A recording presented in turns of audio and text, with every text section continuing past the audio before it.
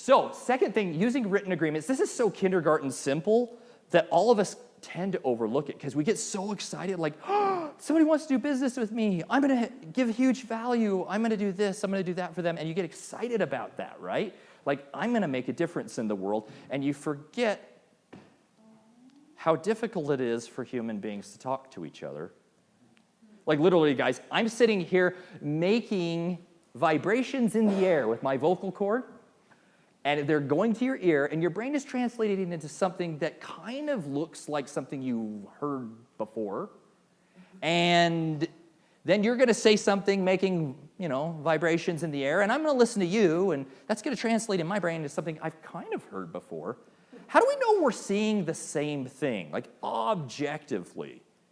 Well, we don't. And so that's why it's so important when you use a written agreement that you just spell out exactly what you're going to do and what you're not going to do. Ultimately, look, you've seen people when they're falling, what do? Their arms shoot out, and they want to grab onto things. And if you're standing right there, guarantee you they're going to grab onto you. If you've ever heard about water rescue, it's the same thing. When you go to rescue someone who's drowning, you approach them from behind. You approach them from a position of control because they'll literally climb on top of you. They're that freaked out. Okay, so you're going to work with people that are having problems in their lives, real challenges. Because if you're not, guys, come on, you're really not delivering value. You've got to go there. You've got to go into their world. You're going to fix problems, and sometimes people just freak out. Sometimes they just grab on. And so you have to have that agreement which says, hey, this is who I am, this is what I do, this is what I do not do. Because otherwise, they're going to want to throw the world on you. And give me $50,000 because you're successful. Give me your beach ball. I want it, right? No, here are the rules. I've set them up. The reason you have a written agreement is what to do in the event of a dispute. Now, look, we don't have the written agreement for those people that you can look in the eye and shake hands and say, oh, this is what we're going to do, and we understand each other. It's that 1 out of 1,000. Now, this is a tough sell, guys. To get you guys convinced to take care of legal is sometimes a tough sell. Because like wearing the seatbelt, you could not wear a seatbelt for 10 years and have zero problem. It just doesn't matter, right? Until it really, really does.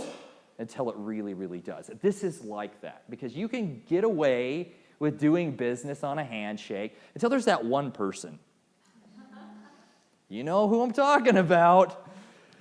They're going to try and take advantage of you, or they're going to try and squash you, or they're going to try and vent whatever issues are going on in their life for you, or maybe they thought that when you were their coach, that meant that you were going to fix the problems, rather than helping them take power in their own lives. So just think about that, like what ought to be in my agreement? What ought I to have in there?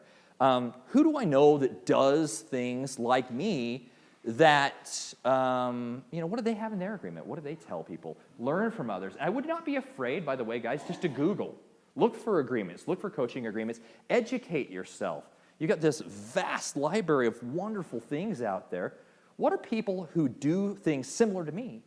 What are they putting in the agreement? And why is that in there? I'm not inviting you to plagiarize. That's not what I'm saying. Don't copy someone else's contracts wholesale. But when you read someone else's contracts and you go like, oh, I hadn't even thought about that. That's something to do. And guess what it costs to do a little research online? Nothing. How empowering is that? If a contract is just cobbled together with the best stuff I could find, is that still legal and enforceable? Is that what you're asking? Okay, yes. Okay, so is it perfect? No, but hey, done is always better than perfect. Always better. Remember, done is better than perfect. That's what you want to remember. So a couple of things about contracts in general that are really, really cool is the law empowers all of you to write the law between you and a customer. You get to write the rules.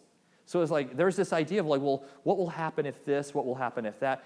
To a large extent, like 95% of the situations you could even imagine, you get to choose.